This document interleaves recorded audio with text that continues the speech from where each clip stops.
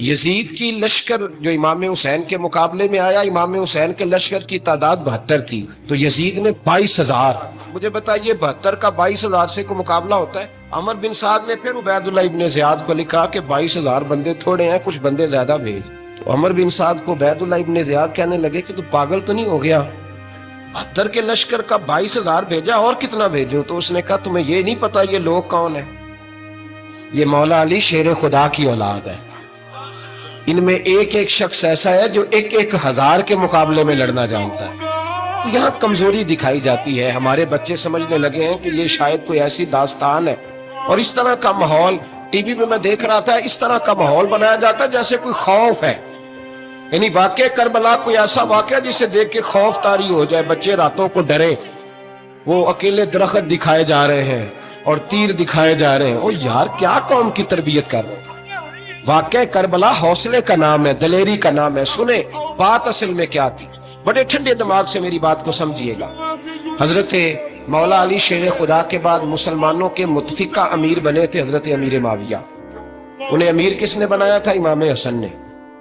حضرت علی کے بڑے صاحبزادے حضرت امام حسن نے ان سے صلح کی، انہیں خلافت دی. اور صحیح بخاری میں نبی پاک نے فرمایا تھا میرا بیٹا حسن سردار ہے، جب مسلمانوں کی جماعتوں میں لہو بہ جائے گا تو حسن ان کی صلح کرا دے گا. وہ صلح امام حسن نے کرائی، جناب امیر معاویہ امیر بن گئے. حضرت امیر معاویہ رضی اللہ تعالی عنہ بڑا پیار کرتے تھے نبی پاک سے، بڑا احترام کرتے تھے حضور کے خاندان کا. ان کی جو اجتہادی خطائیں ہیں وہ اپنی جگہ پہ موجود ہیں. چونکہ امام حسن نے ان سے صلح کر لی، لہذا ہم بھی ان کے بارے میں کوئی جملہ کہنے کے مجاز، ہماری مجبوری امام حسن ہے. اس لیے کہ جسے امام حسن صحیح کہے پھر امام حسن کے ماننے والے کو اسے غلط نہیں کہنا چاہیے. حضرت امیر معاویہ رضی اللہ تعالیٰ عنہ کا جب وصال ہوا تو حضرت امام حسن پہلے ہی ان سے وصال کر گئے، آپ کو زہر دے دیا کہ آپ شہید ہو گئے. امام حسین موجود تھے. تو یزید کے بارے میں لوگوں نے کہا جناب امیر معاویہ سے کہ یہ ٹھیک ہے، مناسب ہے اور بہادر ہے، دلیر ہے، وہ جو ہوتے ہیں نا خوش آمدی ٹولہ. تو حضرت امیر معاویہ کے گرد بھی کچھ ایسے لوگ تھے، انہوں نے آپ سے کہا کہ یزید کو نامزد کر دے. تو آپ نے یزید کو بلایا، حوالہ مجھ سے دیکھ لیجئے گا.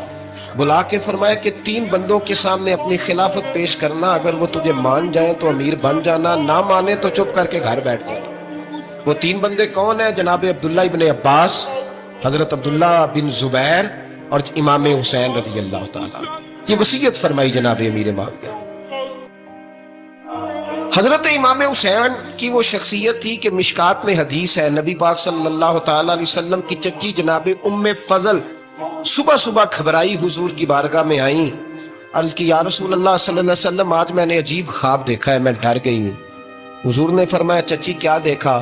عرض کی حضور میں نے دیکھا ہے کہ آپ کے وجود کا گوشت کا ایک ٹکڑا کٹ کے میری جھولی میں آ گیا ہے.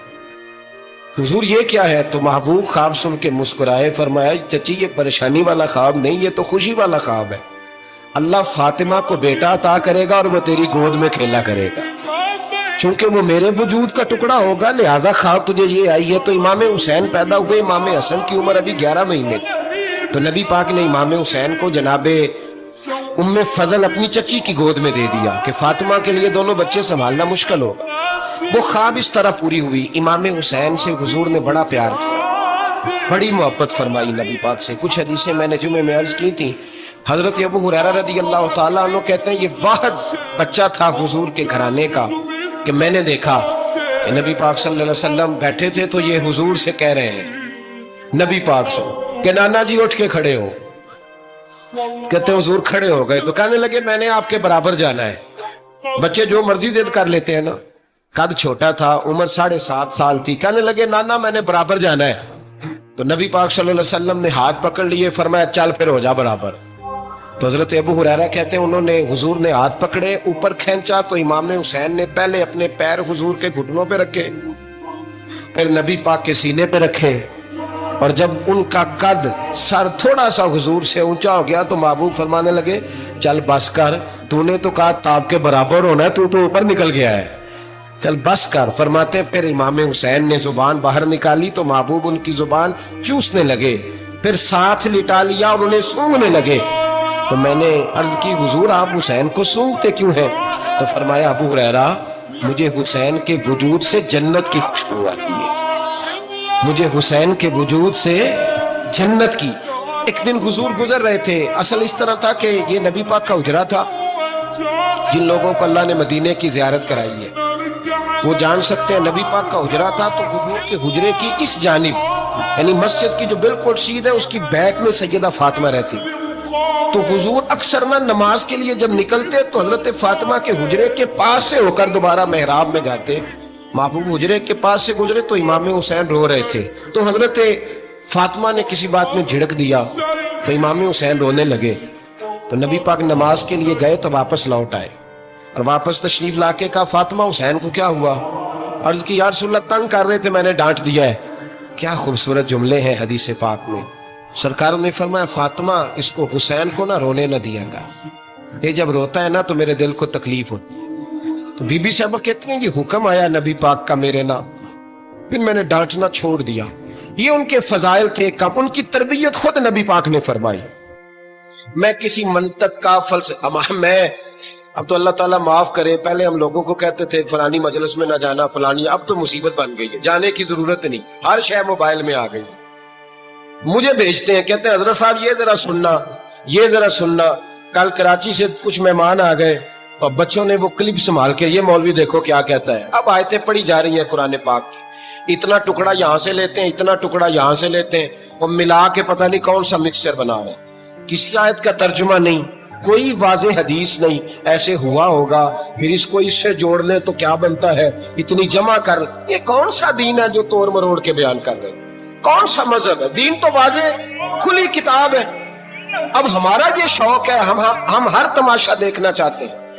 ہم اپنے لوگوں کی قدر نہیں کرتے اور بڑی بڑی دور جا کے ہم غلط معاملات میں جاتے ہیں. پھر ذہن ہمارے شکوک کا شکار ہوتے ہیں. ہمیں سمجھنا چاہیے کوئی ایسی کسی دلیل کی ضرورت نہیں ہے.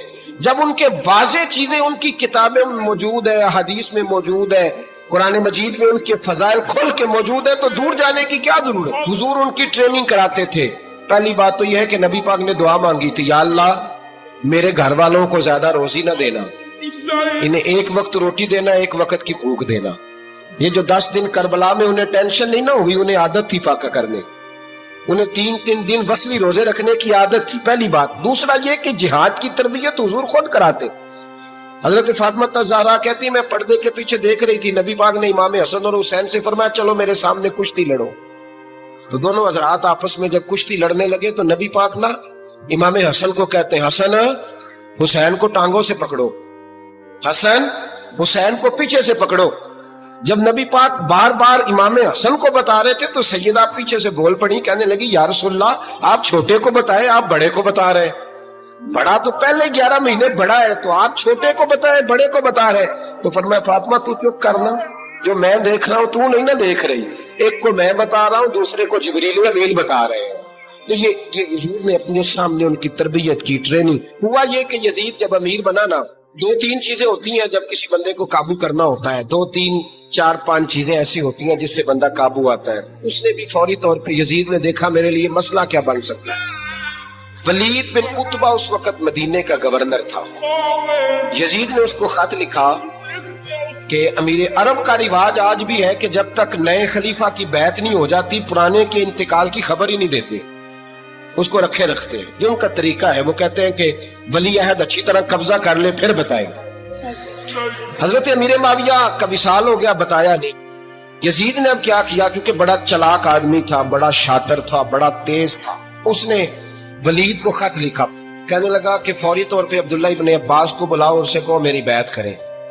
یہ جو بیعت ہوتی تھی نا یہ بھی سننے کیا ہوتی تھی. یہ بیعت حلف ہوتا تھا کہ میں اللہ رسول کے نام پہ حلف دیتا ہوں کہ میں یزید کی اطاعت کروں گا میں اس کے خلاف کوئی بغاوت نہیں کروں گا. کوئی یہ بیعت لوگ سمجھتے ہیں کہ بس ہاتھ پکڑنے کا نام بیعت تھا. اس بیعت کا متبادل جمہوری ملکوں کے اندر ووٹ آیا ہے تو کہا بیعت کرے. حضرت عبداللہ ابن عباس کو بھی بلاؤ عبداللہ بن زبیر کو بھی بلاؤ امام حسین کو بھی بلاؤ. امام حسین آدھی رات کے وقت بیٹھے تھے مسجد نبوی میں چونکہ 5 نمازوں کی آپ امامت کرتے. امام حسین نماز پڑھا کے عشاء کی بیٹھے تھے. جناب عبداللہ بن زبیر. عبداللہ بن زبیر کون تھے؟ یہ نبی پاک صلی اللہ علیہ وسلم کے پوتے تھے اور جناب صدیق اکبر کے نواسے حضرت عبداللہ بن زبیر. اور جناب زبیر بن عوام 10 مبشرہ صحابی ہیں ان کے بیٹے. بہت زیرک آدمی تھے، یہ بھی امام حسین کے پاس بیٹھے۔ عبداللہ ابن عباس بھی تھے جو حضور کے چچا کے بیٹے ہیں، اس امت کے پہلے مفسر ہیں قرآن پاک، یہ لوگ بیٹھے تھے۔ تو ولید نے ایک بندہ بھیجا، اس نے آ کے کہا جناب آپ کو گورنر صاحب نے بلایا ہے۔ تو عبداللہ بن زبیر کہنے لگے حسین اس وقت بلانے کی بات سمجھ میں نہیں آئی۔ تو امام حسین بڑے بصیرت والے تھے، اللہ نے بصیرت دی تھی، کہنے لگے عبداللہ آپ کو سمجھ نہیں آئی، مجھے سمجھ آ گئی ہے، امیر معاویہ وصال کر گئے، اور یہ ہمیں جو بلایا گیا ہے نا یہ یزید کی بیعت کے لیے بلایا گیا ہے۔ تو کہا پھر آپ آدھی رات کو نہ جائیں، آپ کے لیے خطرہ ہوگا۔ تو امام حسین فرمانے لگے خطرہ حسین کو نہیں ہوتا، نہیں کہا پھر بھی آپ مہربانی کریں ذرا احتیاط سے جائیں۔ تو جناب عبداللہ ابن زبیر نے، عبداللہ ابن عباس نے 14 بندے نیزے دے کے، تلواریں دے کے امام حسین کے ساتھ بھیجے، اور کہا کہ امام حسین اگر اس نے کوئی غلط ملت بات کی نا، زبردستی بیعت کرنے کا کہا، تو آپ بس کوئی ایک بات اونچی آواز میں کر دینا، یہ سپاہی پیچھے آ جائیں گے۔ امام حسین ان 14 بندوں کو لے کے گورنر ہاؤس پہنچ گئے۔ جب آپ وہاں پہنچے اس نے بتایا، اس نے کہا جی حضرت امیر معاویہ انتقال کر گئے اور آپ نے یزید کی بیعت کرنی ہے۔ تو امام حسین فرمانے لگے میں چھپ کے بیعت نہیں کروں، مجمع لگاؤ، جمعے والے دن اعلان کرو، جو طریقہ ہے حضرت ابو بکر صدیق، جو طریقہ ہے حضرت عمر فاروق کا، جو انداز حضرت عثمان غنی کا ہے، جو مولا علی کا ہے، سر عام اعلان کرو، اگر ساری دنیا یزید کی بیعت کرے گی تو میں بھی تیار ہوں۔ تم مجھ سے بیعت لے کے پھر لوگوں کو بتانا چاہتے ہو کہ حسین بیعت کر رہے ہیں تو تم کیوں نہیں کر رہے؟ میں عام آدمی نہیں ہوں، لہذا چھپ کے بیعت نہیں کرتا۔ جب یہ بات کی نا تو ولید بڑا نرم دل تھا اور امام حسین کی شان کو جانتا تھا، وہ جانتا تھا یہ نبی پاک کا خاندان ہے۔ اس نے کہا جی مجھے تو حکم تھا، باقی آپ حضور کے نواز ہیں، میں کر کچھ۔ وہاں ایک بڑا بدبخت شخص بیٹھا تھا، عبد الملک بن مروان، وہ ولید سے کہنے لگا کہ اگر حسین آج تمہارے ہاتھ سے نکل گئے تو تمہارے لیے بہت بڑا مسئلہ کھڑا ہو جائے، انہیں جانے نہ دینا، یا بیعت کراؤ یا ان سے کہو جنگ کے لیے تیار ہو۔ تو امام حسین رضی اللہ تعالیٰ عنہ کے کانوں میں آواز گئی تو فرمانے لگے ابن مرجانہ، اگر تیرے اندر جرت ہے تو آ سامنے حسین کے، اس کے کانوں میں باتیں نہ کر، کانا پھوسی نہ کر، باہر آ میدان میں، شرارت نہ کر، باہر آ، میں تمہیں ابھی بتاتا ہوں کہ حسین سے مقابلہ کرنے کا انجام کیا ہے۔ یہ کہہ کہ امام حسین باہر نکلے، اپنے بھائی محمد بن انفیہ کو بلایا، عبداللہ بن زبیر، عبداللہ ابن عباس، ڈھیر سارے لوگ اکٹھے ہو گئے۔ فرمایا یہ معاملہ ہے، اب کیا کرنا ہے؟ تو وہ کہنے لگے حضور وقت ابھی مناسب نہیں ہے، آپ اس طرح کریں یہاں رکے، ہم مکے سے، عراق سے، کوفے سے لوگوں کو بلاتے ہیں، یہاں ایک بڑی مجلس مشاورت قائم کرتے ہیں۔ امام حسین فرمانے لگے اگر تم مشاورت قائم کرو گے تو ولید اور عبد الملک بن مروان وہ تو جنگ کرنے کو تیار ہیں، اور نبی پاک نے فرمایا ایک مینڈا ہوگا جس کی وجہ سے مدینے کی گلیوں میں لہو بہے گا۔ فرمانے لگے میں وہ بکرا، وہ مینڈا نہیں بننا چاہتا۔ کہا پھر آپ کیا کریں گے؟ تو امام حسین رو پڑے، فرمانے لگے میں مدینہ چھوڑ جاؤں گا لیکن مدینے کی حرمت پامال نہیں ہونے دوں گا۔